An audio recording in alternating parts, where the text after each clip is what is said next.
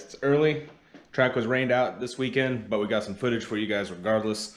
We're gonna go over bad launches today. We're gonna go over when to launch, what not to do. I'm gonna show some of my embarrassing runs. We are gonna go over some footage of the Corvette, but we also happen to manage to get our radials and 17-inch wheels for the track. We're gonna be good to go. Let's get into it.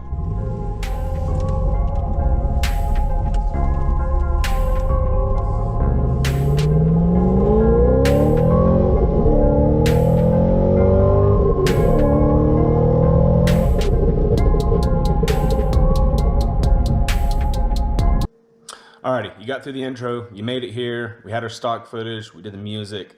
Let's keep going into this. As mentioned in the intro, we're talking about the drag radials we got for the car, as well as bad launches. Bad launches specifically because that's how you're going to get the best quarter mile time, is by improving your 0 to 60 foot, hands down.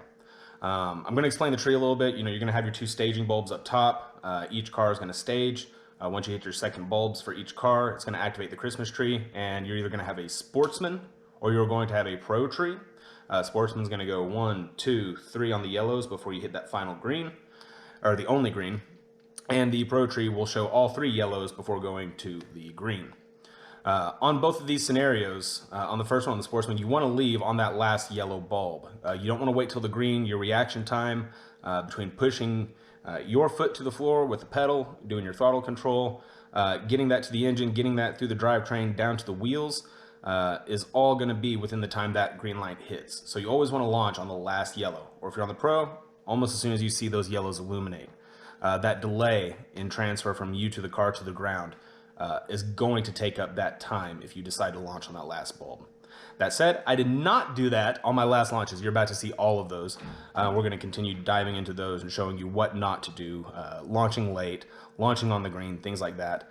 And I'll also show you some of the in-car stress from launching late, having your RPMs wrong. You'll see what sort of shakes up in the car whenever you're doing that. Moving forward, though, outside of these bad runs, I just want you to pay attention to when I leave, when my opponents leave. None of this was for money or anything like that. This is really all tests and tunes, making sure the car is safe for the track, making sure I'm not leaking fluids, making sure nothing's blowing, making sure that the car is sound to continue making passes. So no entrance into races yet. We're making sure the car is solidified. And but the launches are still going to be the most important part. You can't win races if you're not launching well.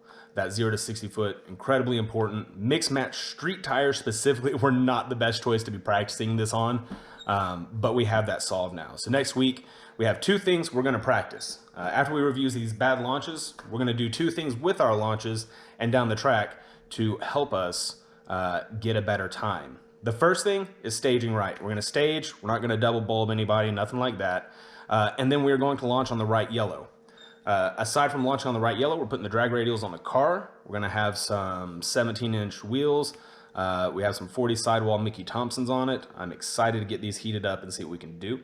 And there is one other thing that we're going to do down the track that is going to give us, hopefully, a better quarter mile time, quarter mile ET. And that is shifting earlier. If you watched most of my videos last week, whenever we uploaded the drag racing content, you will notice that I actually rev my car out a little bit too far in most of my runs. Most of you have seen dyno charts and understand that your power tends to fall off after a certain RPM, and running to redline, you're wasting some of your power band.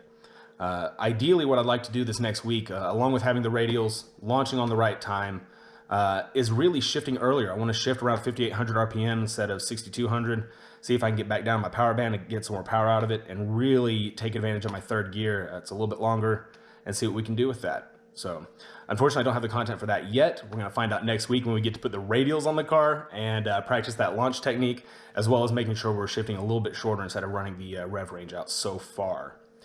Any other drag racing tips for new beginners? Welcome. Drop them in the comments. Let's talk about racing, whether it's bracket racing, top fuel, any of the categories, gas, super gas. Teach me about it. We'll learn. We'll talk, and we'll have some fun. I've already had some people hit me up about shifting, things like that, utilizing the car. Likewise, do the same. Again, a lot of this content's for me. We're going to keep trying to put this out semi-regularly. It depends on what I have available, but we should have something going on next week that's going to be very exciting. I'm ready to get those track passes recorded, and hopefully we'll have a few friends joining us, my friend Michael and hopefully my friend Charles, and we'll see who else can make it down. That said, thank you guys. We'll talk soon.